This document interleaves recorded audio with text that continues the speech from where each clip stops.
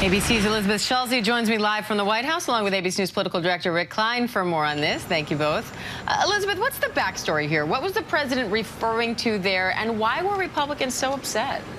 Hey, Diane. Well, the president was referring to a plan from Florida Republican Senator Rick Scott that basically calls for all federal spending programs to be renewed every 5 years by Congress. And if Congress doesn't do that, that could mean those programs could end. So things like Social Security or Medicare. It's part of a broader push by Republicans to find ways to cut government spending. And it's really been seized upon from Democrats as a political talking point. You know, I was traveling with the president yesterday in Wisconsin, and he doubled down on this attack on Republicans.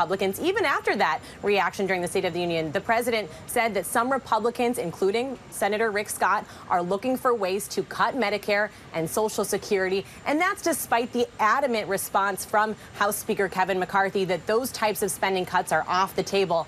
This all comes in the broader context of those negotiations over the debt limit, where McCarthy says he does want to find ways to cut government spending, but hasn't laid out where those cuts will be, outside of the fact that he says it won't be to Social Security and to Medicare. Rick, what do you make of the timing of this trip to Florida? Was President Biden hoping to get this big reaction at the State of the Union so that he could make this a talking point? I don't think he could have planned for that particular reaction or that moment of seeming negotiation.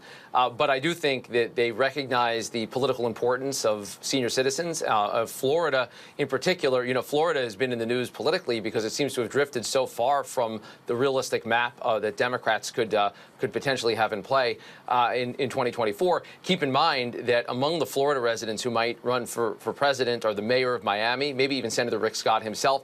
And of course, Donald Trump is already in the race. Governor Ron DeSantis is also widely expected to get in the race sometime later in the spring. So there's a lot of politics at play in Florida, including the signals that the Democrats may want to put it in play. And I do think the issues around entitlement, Social Security, Medicare are particularly resonant with Florida voters.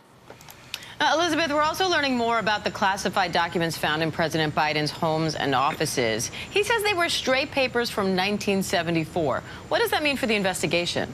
Well, right, Diane, in this interview with PBS NewsHour, the president is trying to downplay the sensitivity of those classified documents. But ultimately, as far as what it means for the investigation, that's going to come down to the special counsel at the Department of Justice. We know that the special counsel is combing through the documents that have been found at President Biden's home and former office. Sources previously told us that some of the files that were found at that think tank here in Washington were marked top secret and contained information about foreign countries. So as far as what the implications are for national security, we're going to have to wait until the special counsel reveals those findings. I will note that also in that interview, President Biden put a little bit of the blame on his staff. He said that as they were packing up his things, they should have been more careful as they were taking out the documents to make sure that there weren't some that were marked classified.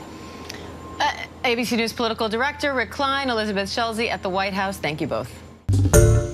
Hi, everyone. George Stephanopoulos here. Thanks for checking out the ABC News YouTube channel. If you'd like to get more videos, show highlights, and watch live event coverage, click on the right over here to subscribe to our channel. And don't forget to download the ABC News app for breaking news alerts. Thanks for watching.